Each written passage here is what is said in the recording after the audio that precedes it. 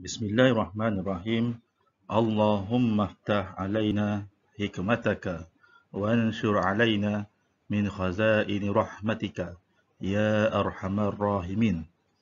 Assalamualaikum warahmatullahi wabarakatuh. Bertemu kita pada mata pelajaran Pendidikan Islam tahun 4. Bidang tilawah Al-Quran, tajuk Kefahaman Surah Al-Ikhlas. Mari hayati. Pada suatu ketika, kaum kafir Quraisy pernah bertanya kepada Nabi Muhammad sallallahu alaihi wasallam. Mereka bertanya, "Wahai Muhammad, gambarkanlah kepada kami tentang Tuhanmu." Maka turunlah surah Al-Ikhlas menjelaskan persoalan itu. Mari kita hayati pengajaran dan tuntutan ayat daripada surah Al-Ikhlas. Saya akan menerangkan info surah Al-Ikhlas. Yang pertama, surah Al-Ikhlas merupakan surah yang ke-112 di dalam Al-Quran. 2. Mengandungi 4 ayat. 3. Surah Makkiyah, iaitu surah yang diturunkan ketika Nabi Muhammad sallallahu alaihi wasallam berada di Mekah. Pengenalan mengenai surah Al-Ikhlas.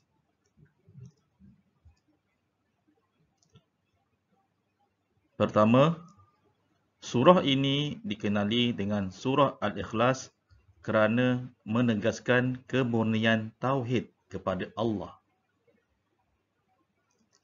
2. Allah memiliki sifat sempurna yang menafikan segala bentuk perkara syirik kepadanya. 3.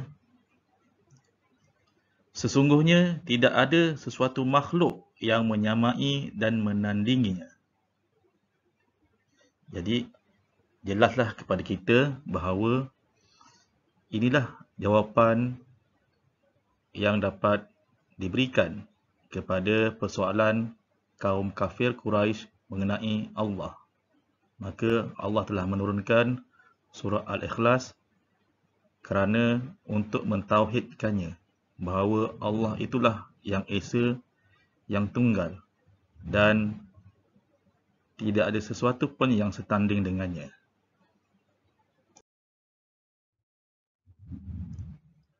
Mari kita lihat terjemahan ayat surah Al-Ikhlas. Bismillahirrahmanirrahim. Dengan nama Allah yang Maha Pemurah lagi Maha Penyayang. Qul huwallahu ahad. Katakanlah wahai Muhammad, Tuhanku ialah Allah yang Maha Esa. Allahus samad. Allah yang menjadi tumpuan sekalian makhluk untuk memohon sebarang hajat. Lam yalid wa lam yulad. Ia tiada beranak dan ia pula tidak diperanakkan. Wa lam yakul lahu kufuwan ahad. Dan tidak ada sesiapa pun yang setara dengannya.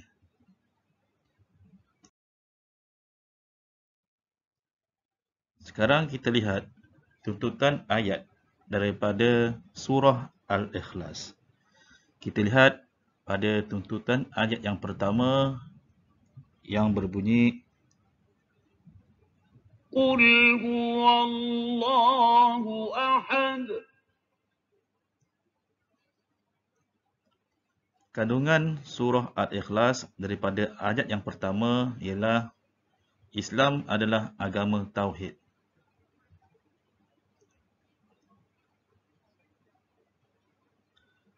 Tuntutan daripada ayat yang pertama ini ialah meyakini Allah Maha Esa.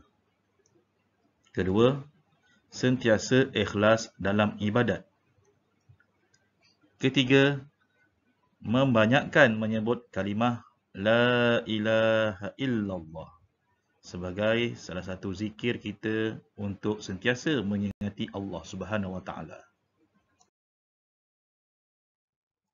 Tuntutan ayat yang kedua daripada surah Al-Ikhlas. Ayat yang kedua berbunyi Allahus Samad.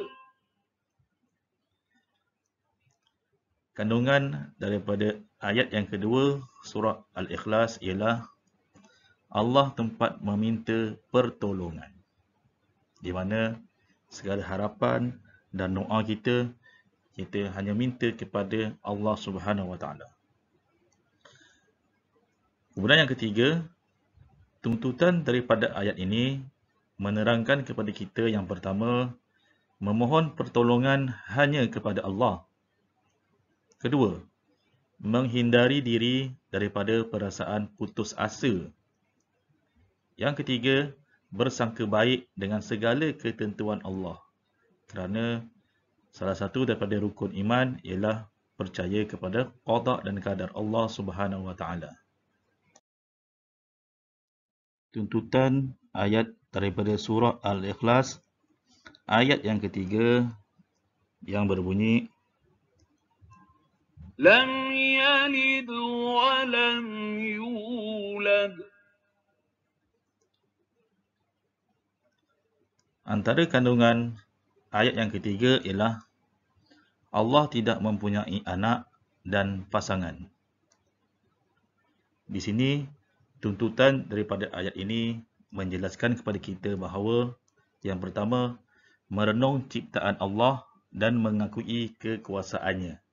Di sini kita lihat segala ciptaan Allah adalah bukti bahawa Allah itu maha berkuasa dan tidak perlu kita memikirkan tentang keadaan Allah.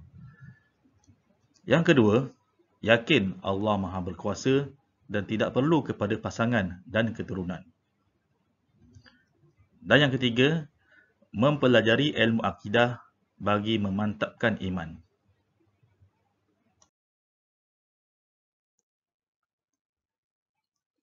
Tuntutan surah Al-Ikhlas bagi ayat yang berikutnya yang berbunyi وَلَمْ يَكُنْ لَهُ كُفُوًا أَحَدٌ. Kandungan daripada ayat ini ialah Allah tidak serupa sama sekali dengan makhluknya. Dan tuntutan daripada ayat ini menerangkan kepada kita yang pertama, meyakini Allah memiliki sifat kesempurnaan daripada kekurangan. Bersyukur atas nikmat kurniaan Allah. Dan yang ketiga, menginsafi kelemahan diri.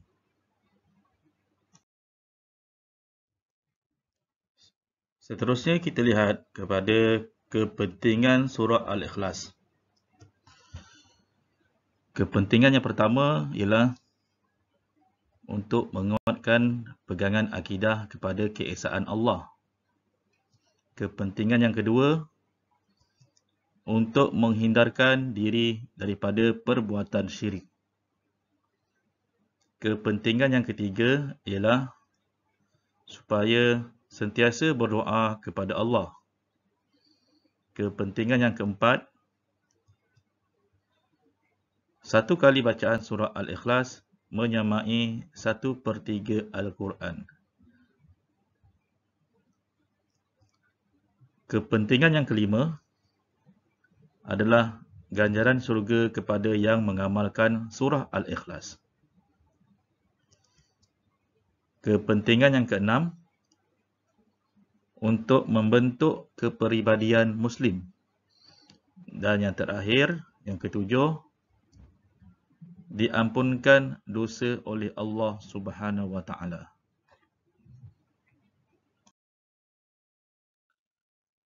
Sebagai rumusan daripada pelajaran kita pada hari ini, mari kita renungkan sepotong hadis daripada Abu Darda radhiyallahu anhu.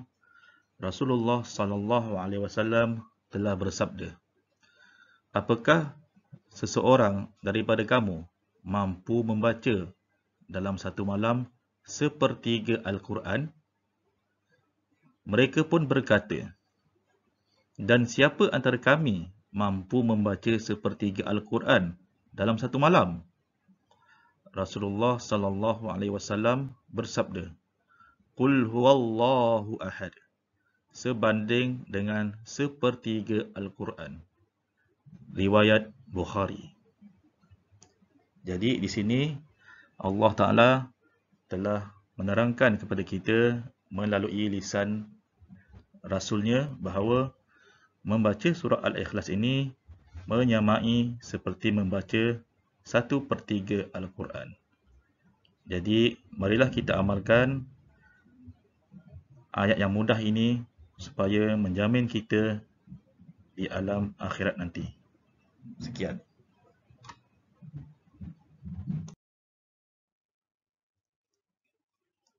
Sekian saja untuk kali ini.